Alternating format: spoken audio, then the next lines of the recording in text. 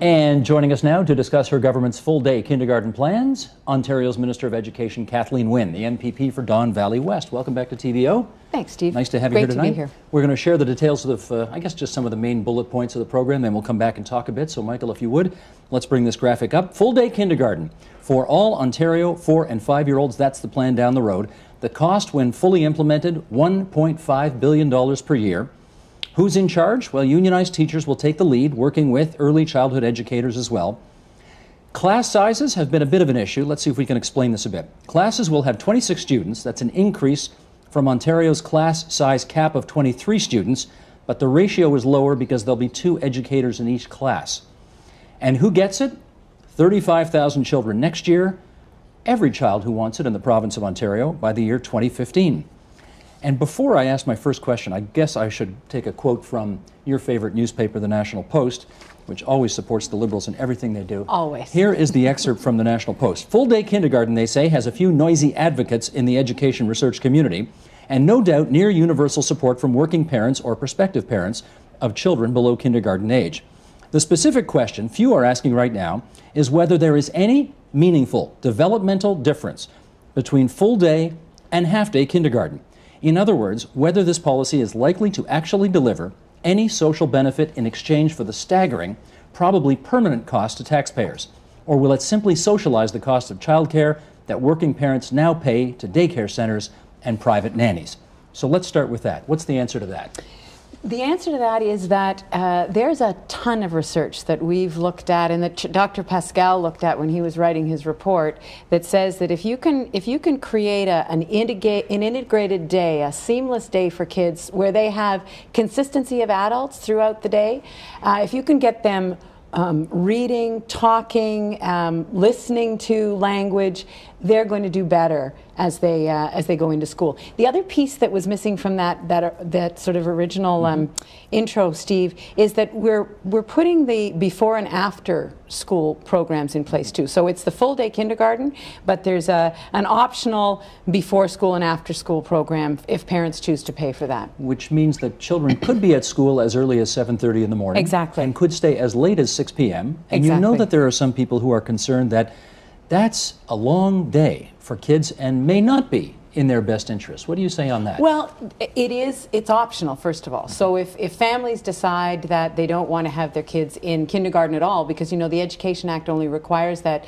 children be in school by the time they're 6. So the whole idea of kindergarten is that it's an optional program. What we know is that where there is full-day kindergarten now with that option before and after school, there's a very high take-up by parents. And that's because our world has changed. You know, parents are working. They are looking for ways of providing their children with an enriched environment. And so if school can provide that, then that's a good thing. Is it universal childcare through the back door? No, I think it's a different entity. You know, I think it's an expanded school program, but it's a play-based curriculum. So we're not talking about taking kids who, some of them will be 3 because when they start school in September they may be 3 years old. We're not talking about putting them in a strictly academic environment, and that's why having the early childhood educators working with the teachers is, I think, so important, and that's what Dr. Pascal talked about. We need that skill set that the early childhood educators bring combined with the teachers. The teachers, as you said, it's a teacher-led model, but the child development and the real understanding of the activity-based curriculum that the early childhood educators bring it's a great complementary skill. You know, though, for 6 years, the Premier has made a very big deal of the fact that while educational professionals may not see class size as the most important thing to do, keeping it down, that is, parents do. Parents like small classes. And you are raising the class size cap here. Do you want to just clarify the difference between that and the pupil-teacher ratio? Right. So here's the thing. We're funding this program at 26 kids to 2 adults. So what that means is that there'll be a range of class sizes because, let's face it, there will be some schools, very small schools, where there'll be a very small kindergarten class, and you'll have a teacher in that class and early childhood educators perhaps before and after school. But the reality is that 26 students means there's 1 adult to 13 kids. So right now, the maximum ratio is 1 to 20 or 1 to 23. So we're talking about 1 to 13, maybe 1 to 14. So that's the kind of... Still a bigger cap, though.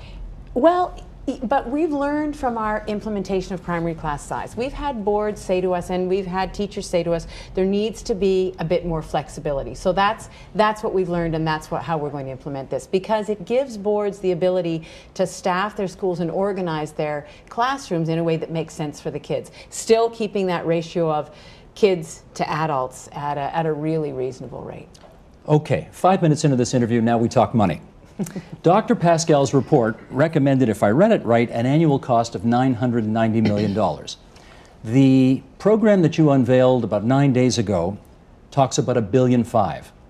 Why the difference?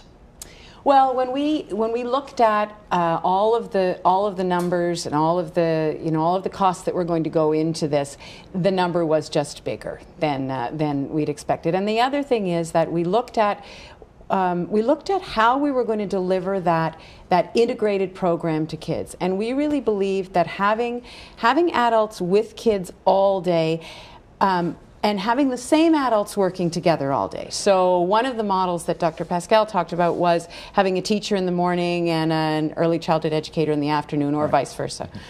What we believed, and he actually is very supportive of what we have done, what we believe is that the team will be better if we can have those adults working together and planning together. So the way it looks now, there would be, in the model, there'd be an early childhood educator who would be there from 7 in the morning till, say, 1 or so, and then the teacher would come in at 9 and would be there until 3 or 3:30, and a second early childhood educator would come in the middle of the day. So that kids would have those 3 adults with whom they'd be connected. Well, that sounds great, but I mean, obviously you're getting this feedback, I'm getting this feedback too, that we're in a province now with a $24.7 billion deficit. We've got credit rating agencies that are lowering the credit rating because they don't think that, they're not convinced that you can balance those books. How can the province assume such a huge financial burden at this time? Well, I think you can ask that question of the program in general, and I guess that's what you're saying. And I understand the concern. Believe me, I sit at the cabinet table. It's a huge concern that we have that deficit. But, we've been talking about this for, as I said, 30, 35 years. We've had economic slumps and highs in that time. There's never been exactly the right time to do this. So now we've got the political will, we've got the plan, we know the research is there, so we need to start. But you didn't have to go. You've got the plan, and I think the Premier referred to it as like a Cadillac-style plan. It's going to be the first of its kind in North America. Everybody acknowledges that. But I talked after the announcement to the chair of the Toronto School Board, John Campbell, who said that you probably opted for this kind of a plan because it means you don't have to have a fight with the teacher unions because they're going to be there for the whole thing. Is he right about that? No, I've said that to my teacher colleagues. I said, they're saying I caved, and what they say back is, we wish you would cave. So, that's not what this is about. This is about the best pedagogy. It's about putting in place the best program that's going to allow these professionals to work together. Because we want for the little kids, because they're very little, we want adults who are able to create a team environment, to be able to work together, and I believe that this is the best model to do that. The other side of the coin, though, is that teachers making whatever it is, roughly $80,000 a year or something, versus an early childhood educator who might be making $40,000 or $50,000 a year. If you went with more of the latter, fewer of the former, you might come in under $1 billion. Why did you not choose that? Because this is the best pedagogical model. But maybe we can't afford the best right now. Well, you know what? I think that. I think we can't afford not to do this. I think we can't afford not to make this investment, because this is an economic investment. I mean, we're talking about the money expenditure, but let's talk about the investment.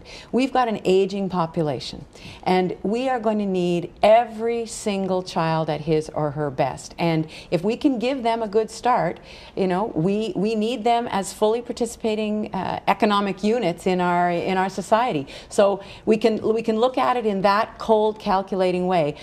And we can also look at it as this is the best pedagogy. Not buying labor peace? No. That's the argument. You're buying labor peace. No, this is about creating the best teams for those kids.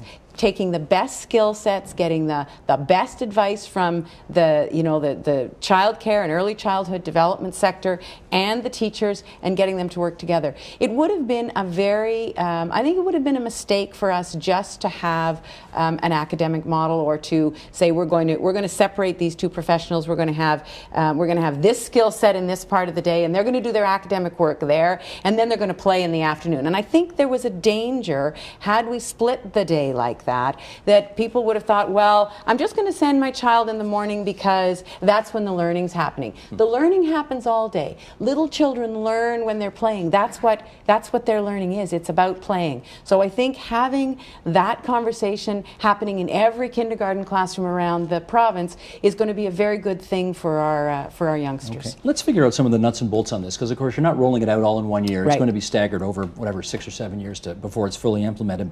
35,000 children will have access to this program in year one. Right. How will the school boards decide which 35,000 kids get this? Well, what we're doing is we're starting to work with the school boards right now to find the schools where there's space. We know that out of the roughly 4,000 elementary schools in the province, there are about 500 to 900 of them. We're not exactly sure. We think there are about a quarter of them have the space. So we need to find the physical space, because there's not time between now and September 2010 to do capital building. That will happen in the out years when we have a bit more time. But for September 2010, we need the space in school. So that's one of the major criteria. And then we're going to be looking for places where there's need. And I'm looking at need in two ways. Need in terms of socioeconomic need, and need in terms of a lack of services for parents. So, we're not going to deny that this is something that's going to be good for families. And so that becomes part of the calculus as we look for the schools. Well, I think Dr. Pascal mentioned in his report that implementation in lower income neighborhoods should be a factor in all of this as part of the government's poverty reduction strategy. But if it's an education program, not a poverty reduction program, which I think is what you are billing it as, why should income be a factor at all for who gets it? Well, except, Steve, I have always talked about publicly funded education as the biggest poverty reduction strategy that we have as a society. So if that's true, then this part of it is also part of our poverty reduction strategy. So that's why that's one of the criteria that we'll use working with boards to find the communities. But space is going to be a huge factor in this. And the sort of openness and willingness of a particular school community is going to help too. So if there's a principal and you've got teachers who are really gung-ho and ready to go, that's going to be compelling too to the boards.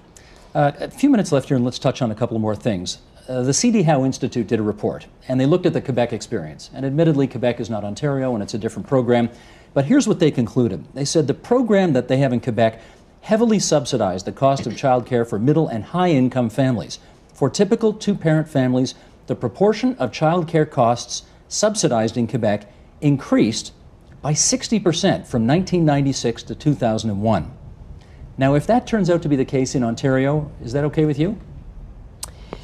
This is from my perspective, this is a universal program. So I'm not going to make a distinction between middle-class families or working class families. I mean, I think we need to look at the needs of everyone in the community, and it's not just one segment of the community that needs this. So if we say this is good for kids and it's good for families, it's good for all families. If they choose to put their kids in. So I'm not going to worry too much about breaking it down that way.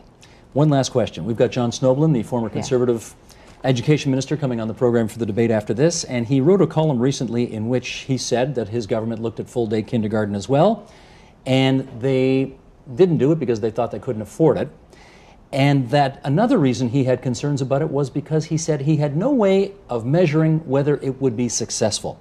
How will you measure whether or not this is actually worth the money?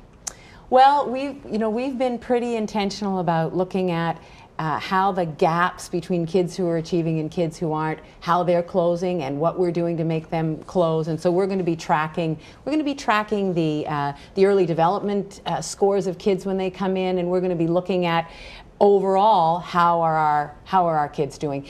The other thing about this is, and this isn't quite to your point, but I want to make the point, and that is that the childcare sector, the folks who are working in childcare, the municipalities are our partners in this. We have to work very closely with them. So we're going to be working with them to make sure this is in the best interest of them and in the best interest of all the families and the kids. You see me sneaking a look out of the corner of my eye because he's on the monitor over there, and I'm just wondering what he thought of that answer. And he's got a poker face right now. Now he's smiling. He is. But we'll find out during the debate whether or not he was satisfied with that answer. Well, and you know, you would be not surprised to know that Mr. Snowball and I don't agree on a lot of things. So I know. Couple of things. One thing we agree on. I got to go talk to him now. Kathleen Wynne, Minister of Education. Good of you to come into TVO tonight. Thanks so much.